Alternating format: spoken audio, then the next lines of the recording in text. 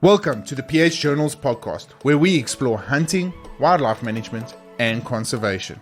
As hunters and conservationists, we know that hunting can be a powerful tool for wildlife conservation, generating revenue and promoting healthy ecosystems. Join us as we explore the latest research, interviewing experts and practitioners, and sharing stories from the field. Whether you're a hunter or conservationist, or simply interested in learning more about this somewhat controversial topic. Hi, my name is Dylan Love. I'm a professional hunter out of the southern tip of the Dark Continent. Join us as I believe hunting is our best conservation tool we have to offer. Hey guys, welcome to another episode of the PH Journals podcast. I've had a stellar couple of weeks. Yesterday I had the fortunate opportunity to head out a little bit and stretch my legs as I scouted the areas for some fallow deer. I've been hearing some activities coming down into the farmhouse section of where I'm staying, and it got me a little bit excited. So I thought, well, before I miss it again, let me go out and do a little bit of homework on that. And a couple of telltale signs that the stags are starting to make their way off of the mountain tops down into the bottom. I heard a little bit of antler shattling the other day.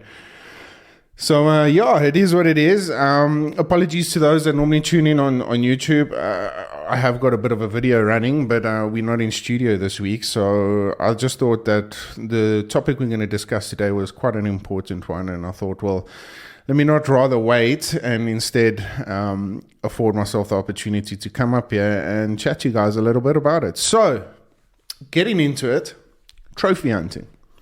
Why is this name so deceiving? And over the past couple of years, it's become a generational battle, if one could call it that. And it's slowly crept into the world of hatred. And what I mean by this is that individuals have used trophy hunting as such against us, and they've used it as a negative aspect into the world of hunting. And, often as a kid, I remember watching cartoons with not skulls, but the heads of the animals hanging on the walls, and the hunter always perceived to be this big, vicious, terrible character. And that slowly embedded itself into the word trophy hunting. So why is it destroying our industry? Well, there's a couple of things around it. Slowly but surely, us as individuals and us as hunters, especially the gentlemen that perceive themselves as trophy hunters, there's a bad habit that's kind of crept in. And like the word trophy hunting, and I'll read it again, a couple other decorative objects awarded as a prize for victory or success. Now, the only part out of that whole thing that I can pull that will make a little bit of sense in the bigger picture or the bigger scheme of life is the success part.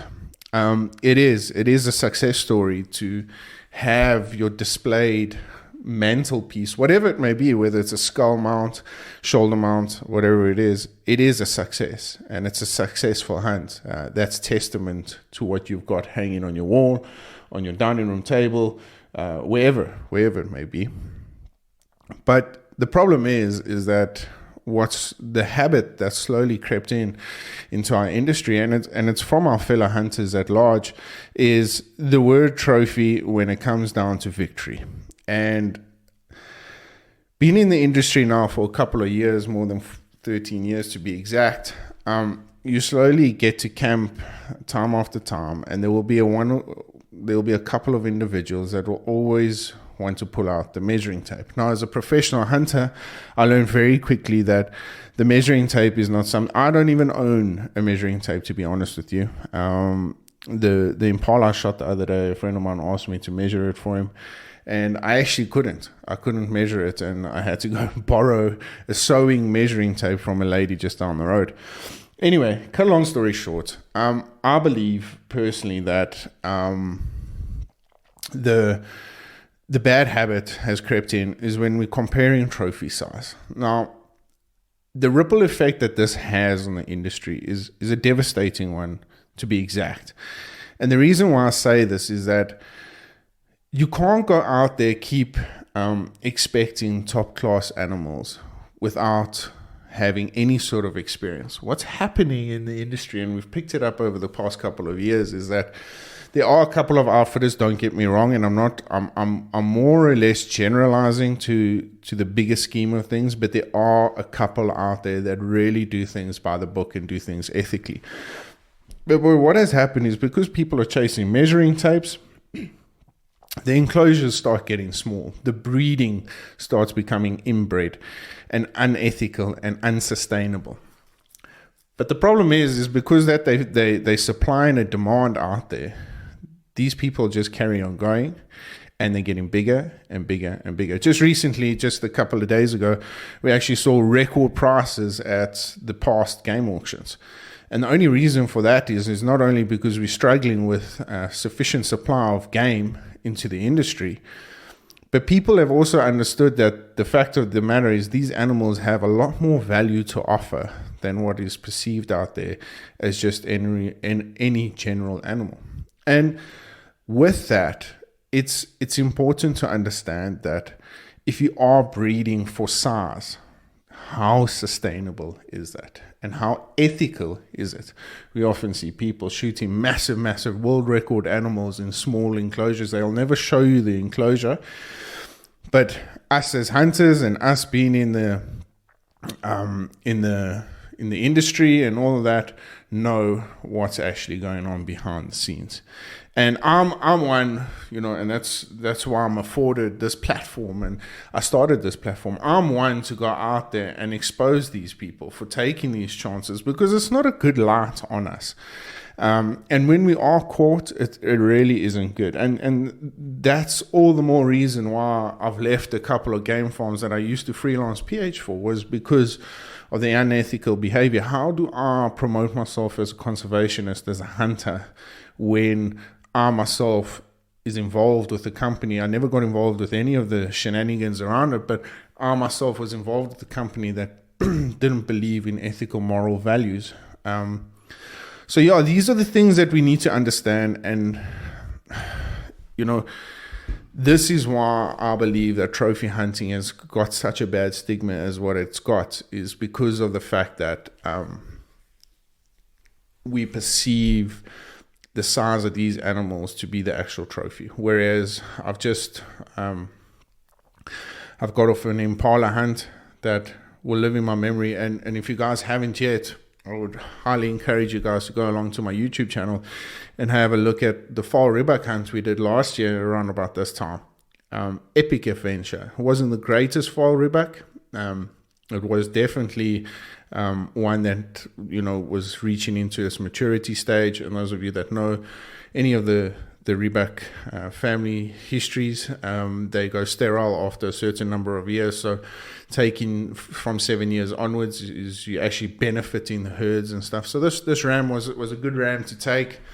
No massive or world record or special sizes needed, but an adventure that I will longly remember for the rest of my life. And I'm having a beautiful full mounted trophy of this specific animal, because I feel that it's a wonderful conversation piece. And what better way to share it over a campfire with my fellow hunters, friends, family members, whoever comes into that vicinity, and I get to share it with them and share my experience and really get them to understand that the trophy was the experience. The trophy was not the animal. The trophy was the experience, the hunt. It took me 3 days to get this animal after bad misses, terrible, treacherous conditions, camping out there in the Sneeuwberg Mountains. It really was something that will live longly in my memory. And, I've just finished an impala hunt right now. I actually went out there for lechwe, but it just wasn't my time. I was struggling. My stalks weren't coming together. I was putting a lot of pressure on myself. I missed once, which was not great, but all my fault. I pulled the trigger too late. So, these sort of things add up. And when, hopefully one day, if I ever get the opportunity to hunt that lechwe again, and I do get it, that will be the trophy, is the story behind it, and not the story that hangs on the wall. The problem is that we associate the word trophy with these animals that are hanging on the wall. So don't be the guy that goes down to the hunting club or the hunting lodge and wants to shoot the biggest buck, wants to shoot the biggest deer, elk. I often hear guys at these conventions, talks and centers, and say, "Oh, I shot this big point and scored this 400 and something points." And, at the end of the day, that's irrelevant to me. I want to know, how did you get that animal? I want to know the stalk. One of my biggest bucket list items is to enjoy an elk bugle in archery season. I don't even have to pull the trigger. I don't even have to be be the one physically hunting. I just want to be there for the experience, because that's what it's about.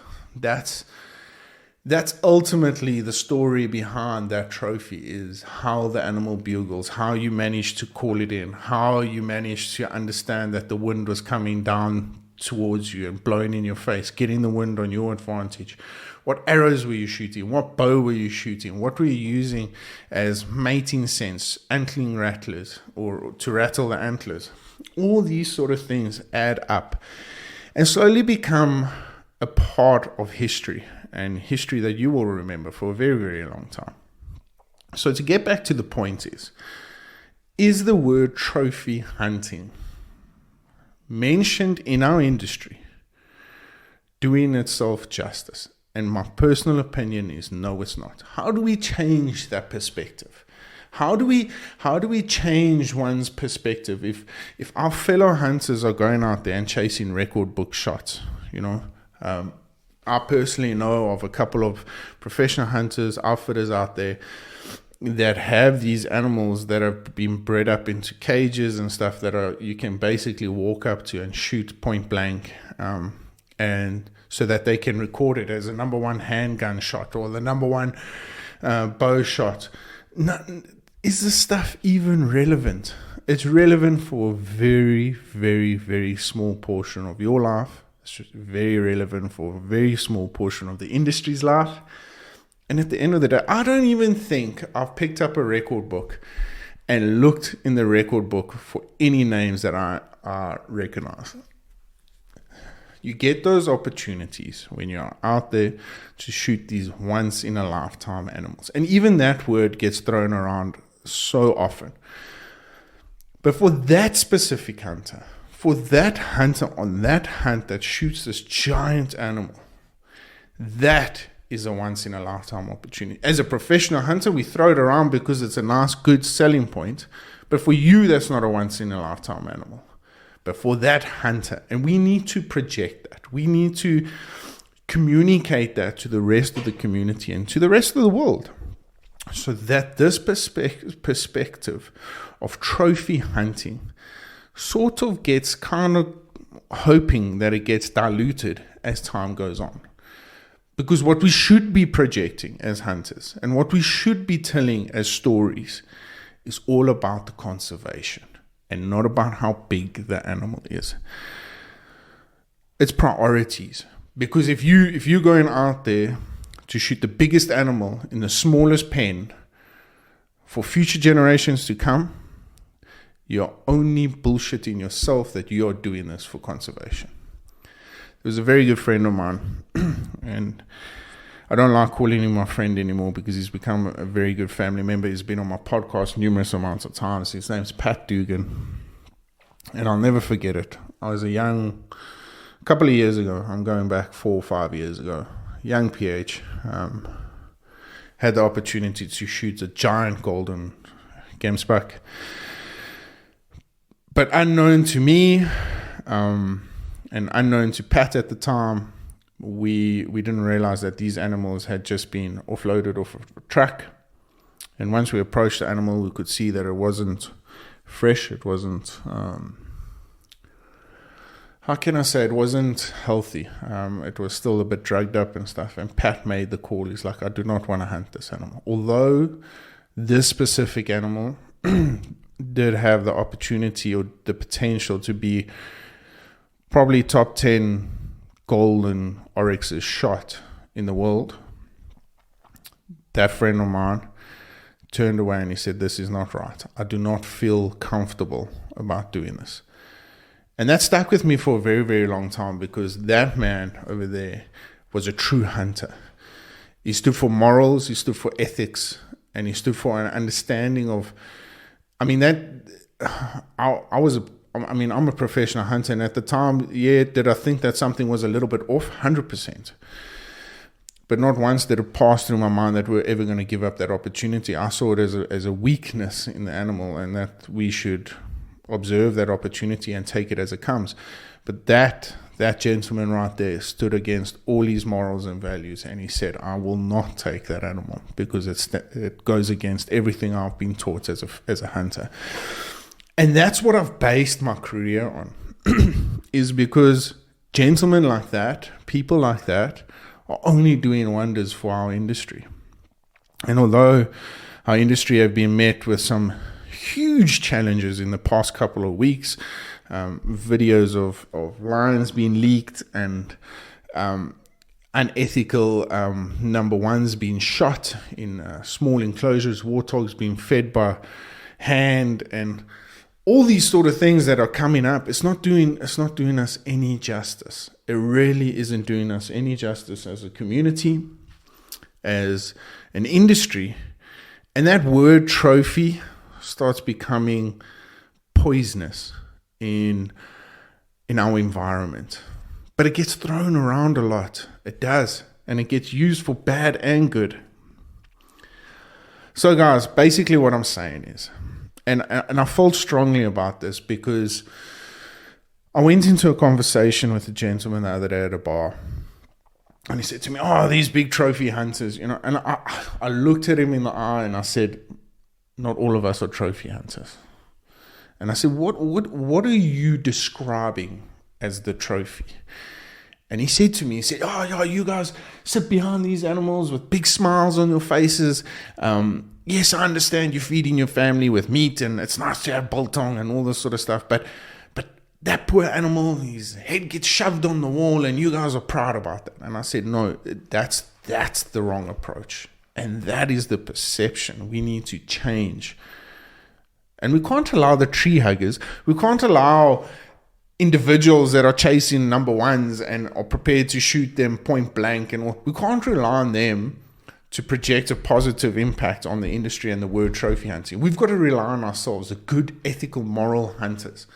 So when you see something that's not right, stand up against it, because that ultimately at the end of the day is going to change the way things are getting done, number one, and the way that things get perceived." And I said to this gentleman, I said, "You know what? For me, that's not what it's about. Yes, it's wonderful to look at my 50-inch kudu bull that I shot with my dear friend Pat, who I've just mentioned. Yes, it's wonderful that I get to look at my beautiful waterbuck that I shot with a friend of mine that passed away a couple of years ago, and that was the last hunt we did together. Yes, it's incredible that I get to look at my giant mountain rebuck and admire the effort and work ethic that was put into that. But every single one of these trophies, as you call them, have a story. And that story is the real trophy at the end of the day. Because that's the success. That is the success. And going back to what we said, or what Google says, what a trophy is: a cup or decorative object awarded as a prize for victory or success. So that animal is just a success story hanging on your wall. So what do we call it? What do we call trophy hunting? I don't think we call it anything. What about calling it adventure? An adventure, storytelling, things like that. Those words that need to be thrown around a little bit more, instead of a once-in-a-lifetime trophy, instead of incredible trophy. And I'm guilty. I'm not going to hide the fact that I haven't used those words. I definitely have. But coming to the realization right now, it's a sad reality that we face, if this is the bad omen, the bad perspective that we give out in the industry. And I said to this guy, I said, my success is not that animal. My success is the story, the hard efforts I put in hunting that animal. It took me 2 days to shoot that waterbuck. It took me 10 years to pull a trigger on my first kudu. It took me another 12 years to pull the first trigger on my bushbuck. These things that people don't understand and we don't project. And that was one of the reasons why I started PH Journals. That was one of the reasons why I started my YouTube channel, was to project the hard work that goes into these hunts. In one of my episodes, Cody Hilton placed a bad shot on a trot in eland, and there were two sides to every corner over there. It was my bad decision to tell him to take the shot. I should have waited for that animal to stop. But at the same time, the occasion got the better of both of us. And although that is not a pretty sight of hunting, that technically, what people describe is still trophy hunting. But it's the adventure behind it. Although it's not one of the prettiest things to do, and it's not nice to see a wounded animal run off into the distance, it's still part of the game. And if we're not going to face that, and if we're not going to be transparent with that, we're setting ourselves up for failure. Because if we've got something to hide to these people that are against us, they're just going to look for every crack and work their weaknesses and work their way in. And slowly but surely we're finding that, because we've just lost the battle. Well, a couple of years ago, we lost the battle to lions. Apparently giraffe are in the corner, leopard and all cat species, elephant. I mean, we're sitting with massive problems now with overpopulation of elephants up in Botswana, excuse me. Why aren't we projecting this? Why aren't we going out there and promoting this sort of stuff? Because we're too scared. We're too scared of what cracks that they're going to find. Why? Because we've been hiding things. We've been hiding things that doesn't make the industry look pretty, but it's the truth. It's the truth. We want to hide things. We want to project things like, oh, the community gets the meat. We don't we don't tell them the fact that my one impala that I shot covered 70 different hands, 70 different hands before I received it back and I put it into my freezer as meat for my family. That's incredible, ladies and gentlemen. But as a bad habit, us as hunters, what we could have said is, I shot this impala and I donated the meat to the community. And that was it. Perceived across the world, oh, what a wonderful gesture done by PH Journals, donating meat and carcasses to the less fortunate. Although I've done the exact same thing, just in a different way, yet I still provide for my family. But I've provided now for 70 other different families. Yes, they're not getting the full portion, but it's definitely a step in the right direction. And I've done a podcast on this. So, let's ask the question again. Is trophy hunting poisoning our industry? Or is it just a word that we throw around as an advertisement, as a success story? I don't know. And I don't know how we're ever going to change it. But what I can tell you is that on platforms like this and many others out there, I hope one day our words get heard. And people are willing to sit down and have conversations with us and not label us from a word or imagery that gets drilled into their head from past experiences. Because how I want to perceive what my trophy or adventure hunting experience is that of the success and the hard work and effort I put in and the respect I give to those animals Because at the end of the day, they are the ones that truly deserve it. And if we can't respect them, and if we can't understand and do things morally and ethically, you and I both know that they will not be around for generations to come. Time is ticking, ladies and gentlemen.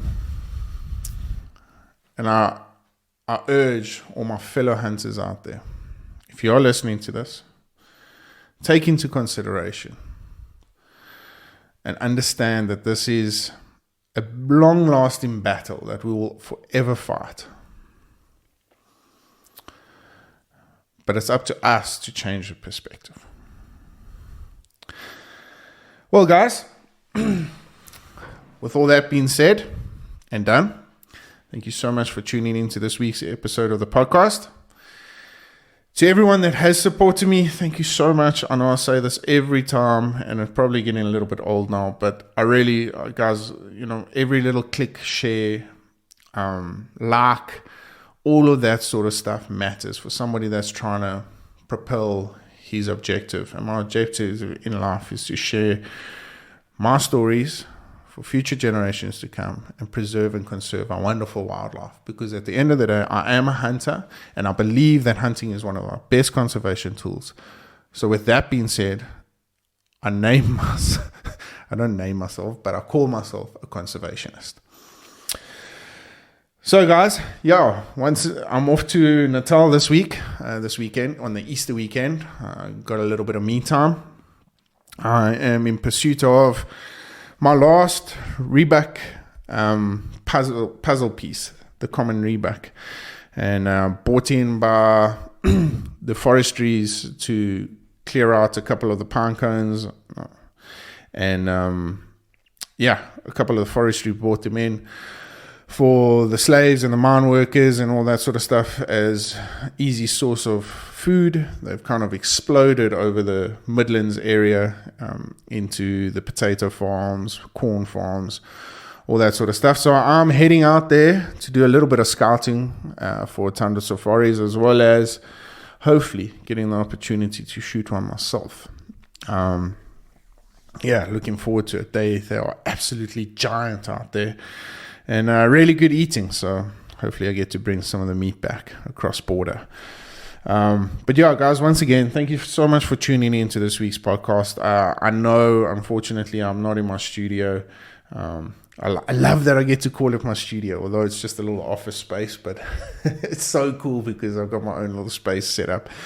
But I did think that this was an important topic that I would like to share with you guys, and I like to, once it's on my point of list that I need to share, I like to get it out there before, some of the theories and the perspectives and my opinions I have get a little bit diluted. But thanks so much for tuning in this week. If you guys would like to get involved, engage, please send me any message, drop comments on these podcasts or anything that I post on my social media. I love the interaction, and I thank you so much to everyone that supported me. And if you are, happy hunting. Until then, stay safe, stay blessed, stay humble. We'll catch up with you guys soon. Cheers. The Journal is brought to you by Treason. Don't just blend, become. Splitting Image Taxidermy. Worth remembering. Maxxis Tires. Covering pHs over any terrain. Magnum Archery. Scullies. The little things are what makes life wonderful.